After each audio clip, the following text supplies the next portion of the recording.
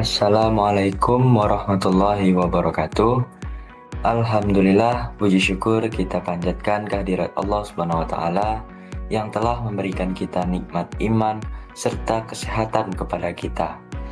Salawat serta salam semoga tercurahkan kepada junjungan kita Nabi Muhammad SAW beserta keluarga, sahabat, dan seluruh pengikutnya hingga akhir zaman dengan mengucap Allahumma sholli ala sayyidina Muhammad wa ala ali sayyidina Muhammad.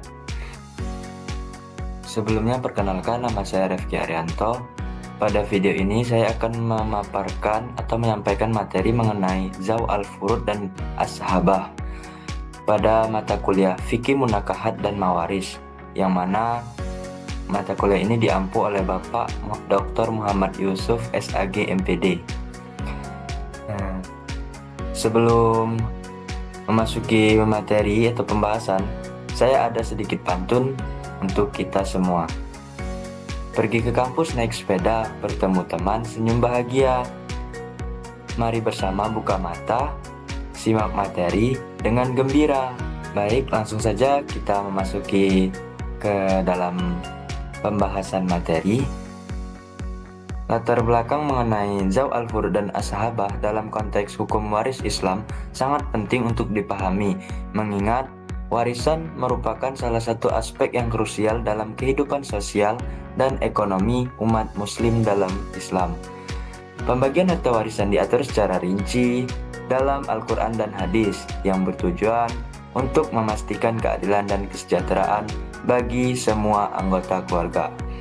Zaw al-Furud dan As-Sahabah merupakan dua kategori utama yang membantu dalam menentukan siapa yang berhak atas harta warisan dan berapa besar bagian yang mereka terima. Selanjutnya,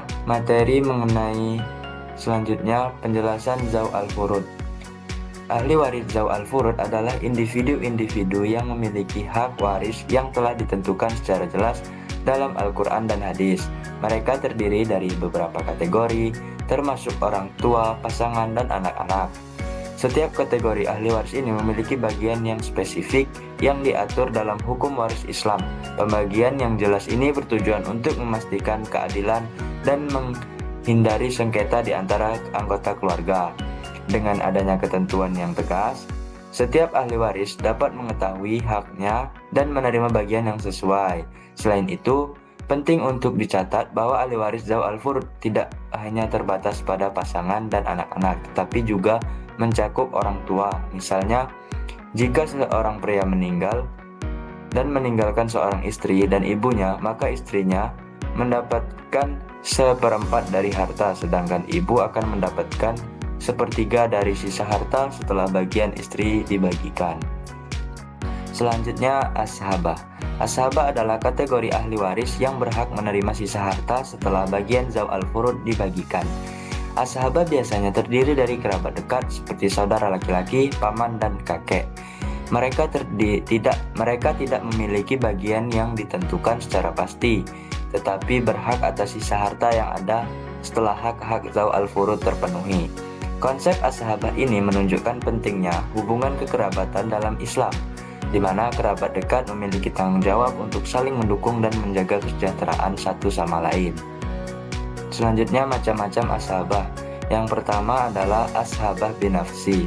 As-Sahabah binafsi yaitu ahli waris yang karena kedudukan dirinya sendiri berhak menerima bagian As-Sahabah. Ahli waris kelompok ini semuanya laki-laki, kecuali mu'tikah atau orang perempuan yang memerdekakan hamba sahaya, yaitu yang pertama anak laki-laki, yang kedua cucu laki-laki dari garis laki-laki, yang ketiga ayah, yang keempat kakek, yang kelima saudara laki-laki sekandung, yang keenam saudara laki-laki seayah, yang ketujuh anak laki-laki saudara laki-laki sekandung, yang kedelapan anak laki-laki saudara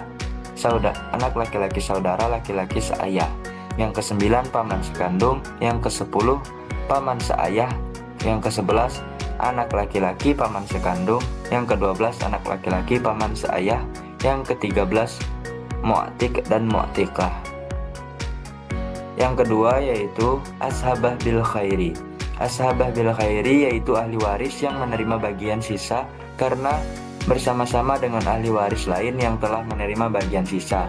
Apabila ahli waris penerima sisa tidak ada, maka ia tetap menerima bagian tertentu sebagai zawil furud.